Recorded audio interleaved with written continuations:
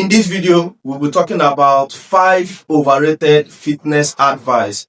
Do this instead. Listen guys, there are a lot of fitness advice out there that are really unnecessary. As a matter of fact, most of these things are what's hindering you from achieving the kind of physique you want. And we are going to be discussing all of them in this video. So let's jump right into the video. Number 1 is tracking workout sets/reps. Listen guys, because you used certain amount of weight last week to do a particular exercise does not mean that you must use that same weight by next week. If a particular weight suddenly becomes heavier, there is nothing absolutely wrong with going down on the weight a little bit to make sure you're getting your sets or your repetitions properly, to make sure you are in form.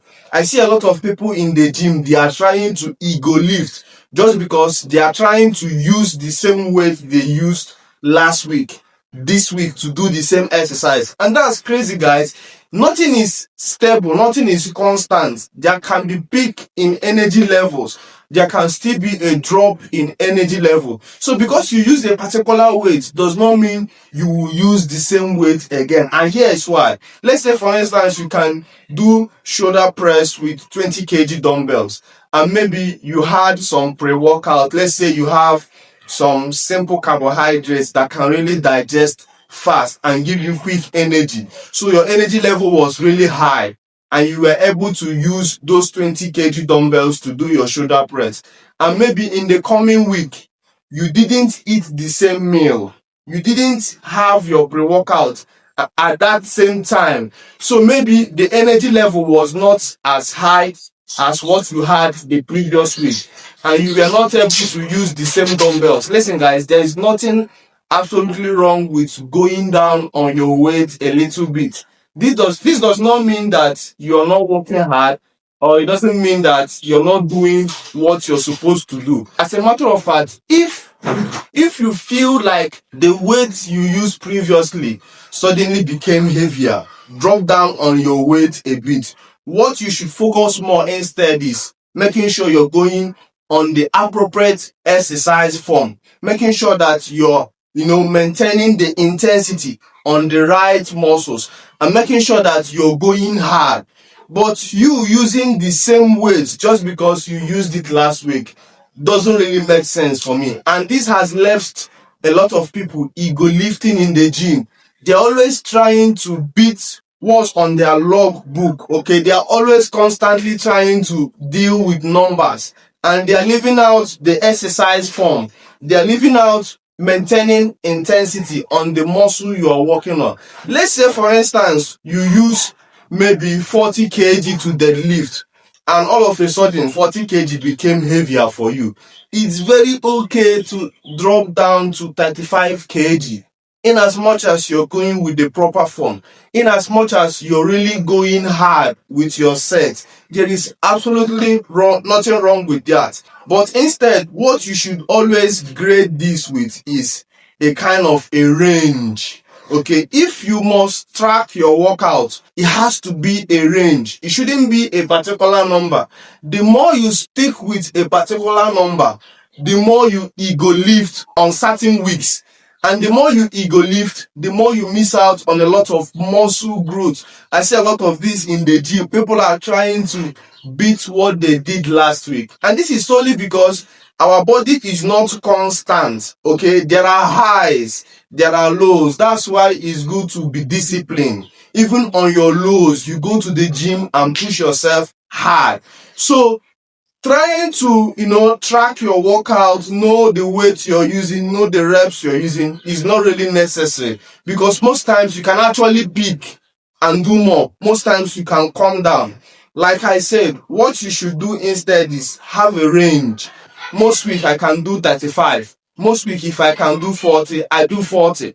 Does that make sense to you? But thinking that because you use 40 kg and you drop to 30 kg, you start feeling bad about yourself, you start feeling like you're not doing well. This can really discourage you. It can make you feel like maybe you're not doing enough, maybe your genetics is against you, or some weird things that will take you further away from your goals. So for me, Tracking is not really that necessary. What you need to do is make sure you're going very hard on your set. You're going very close to failure, regardless of the weight it is. If you suddenly go down on the weight, still maintain that weight. Go with strong intensity.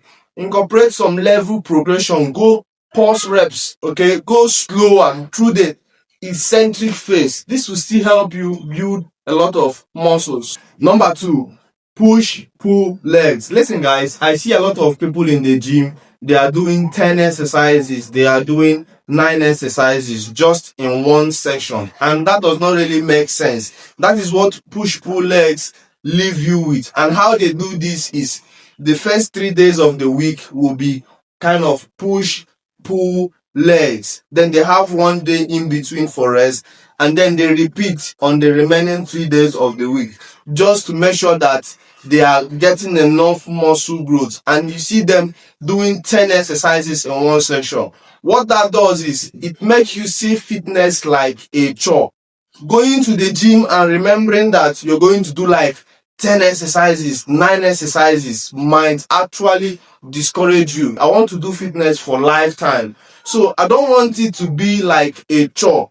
The more it becomes a chore for you, you see yourself skipping some days, you see yourself skipping workouts, and you can't even stay glued to your routine, because most times thinking of what you're going to do in the gym might just make you feel like, no man, let's just stay home. Yes, it doesn't really take a muscle up to a week to recover, but you can still grow more muscles. You don't really need to jam pack it that much.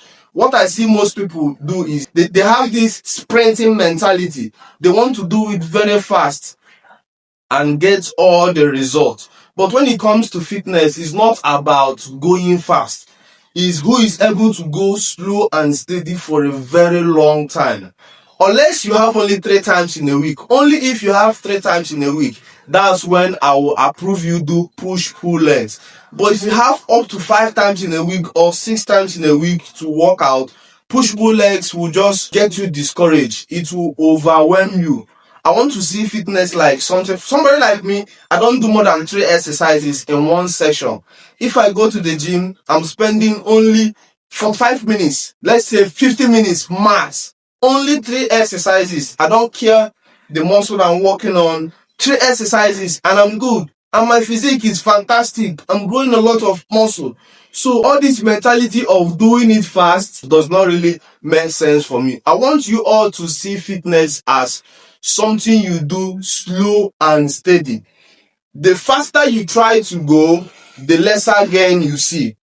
But the slower and steady you try to go, the faster the gain comes, if that makes sense. If you try to rush the process, the gains slow down. But if you take it slow and steady with consistency, it's all about consistency, you will see more results. You really do not need to go that extreme to build good physique. For over 8 years now, I've been training 1 muscle per day and I'm growing a lot of muscles. Most times I tell myself that I really do not want to get that big. So I'm telling you, you don't need those extreme routines where you have to do 8, 9, 10 exercises just in one section. You're spending 2 hours, 3 hours in the gym. Count me off. I won't do that. Number 3, 20 grams of protein every 2 hours for you to grow muscles.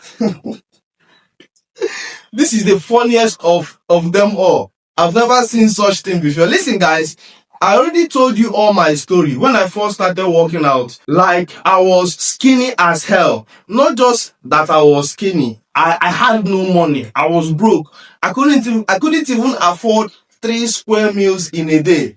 And what happened? I still grew muscle. I just stayed consistent with my exercises. I had the meals I was able to have.